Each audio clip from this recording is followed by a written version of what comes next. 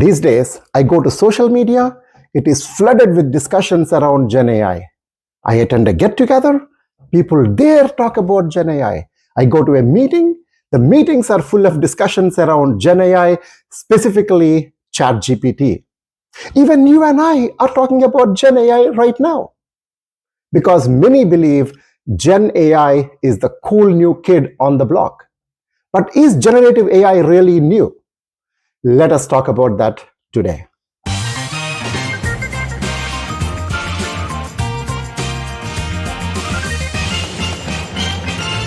In one of the previous videos, we talked about generative AI and tried to bust some myths around this topic, where we talked about the fact that Gen AI is nothing new.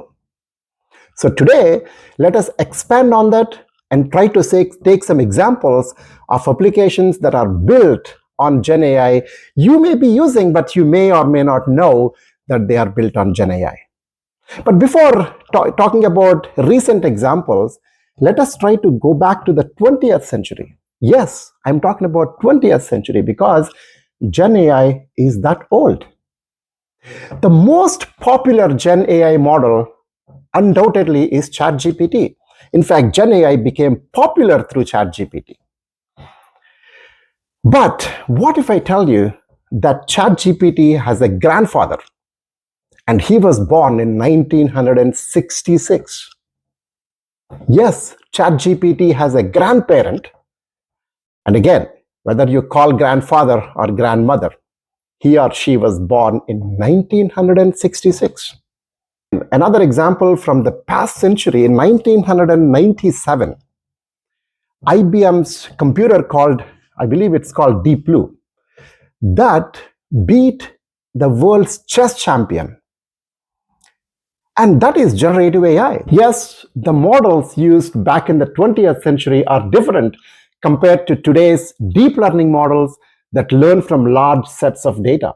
For example, in 1997, IBM's Deep Blue used a model called brute force, which is more trial and error.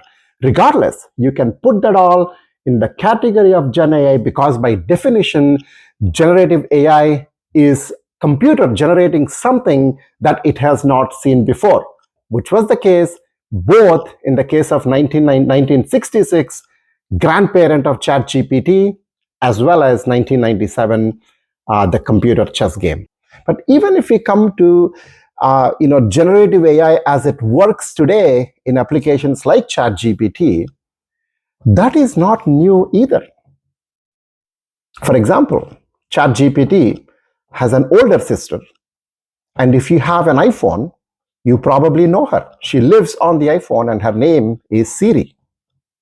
When was Siri born? Siri was born in 2011. So if you look at today, I'm recording this video in 2024.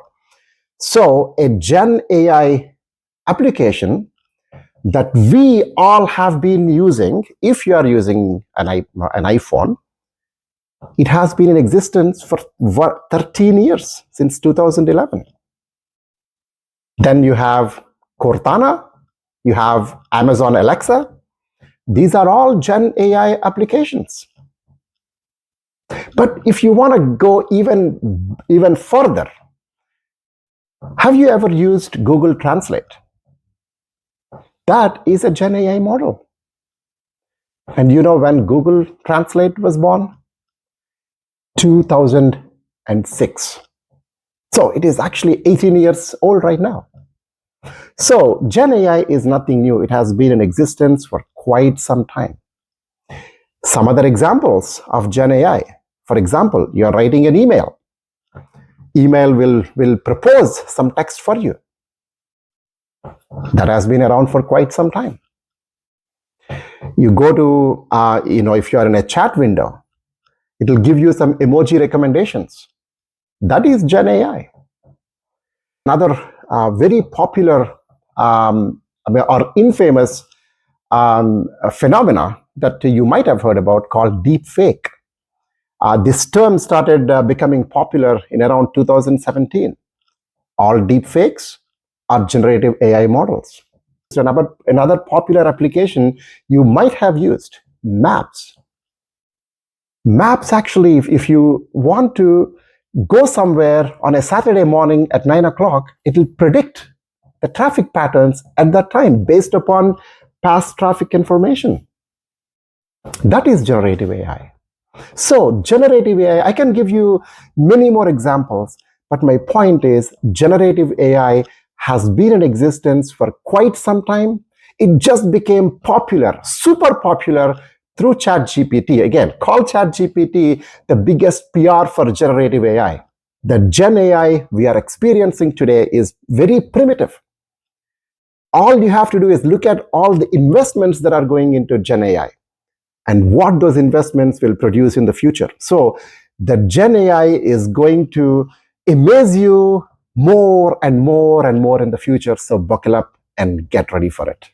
It is going to do wonders. Trust me, Gen AI is going to do wonders in the future.